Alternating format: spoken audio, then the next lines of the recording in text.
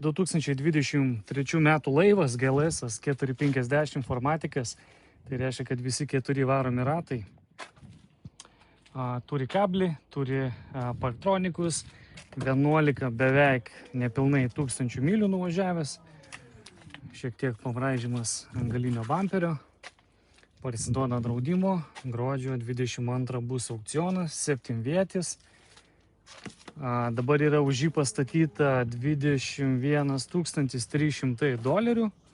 AMG paketą turi, slenkstukai, o čia tai laivas.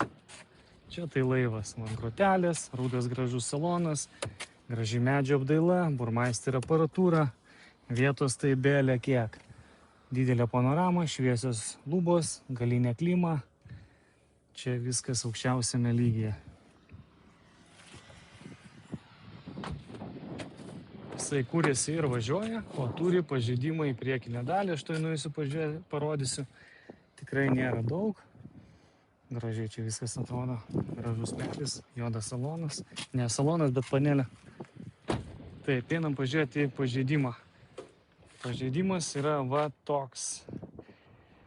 Lempa, bamperis, grotelės, bet pažiūrėkit lonžironai, balkis, radiatoriai, karteris. Čia viskas yra nepažeista.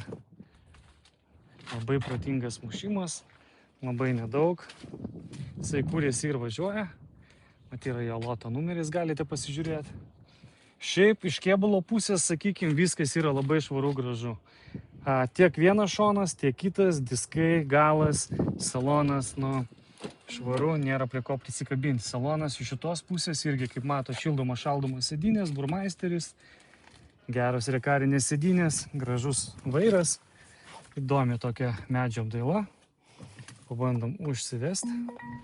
Užsivedė mašiną iš vis be problemų, dideli ekranai, viskas kaip priklauso Mercedesui, viskas aukščiausio lygio, labai kokybiška, šildomos, šaldomos sėdynės, varikliukas dirba labai gražiai, 10 674 mylios.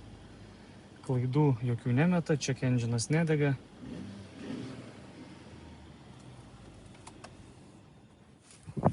Kaip minėjau, 21 300 dabar yra pastatyta. Jeigu šito agregato laivo kas nors nori, tai ir įdomu, duokit žinot.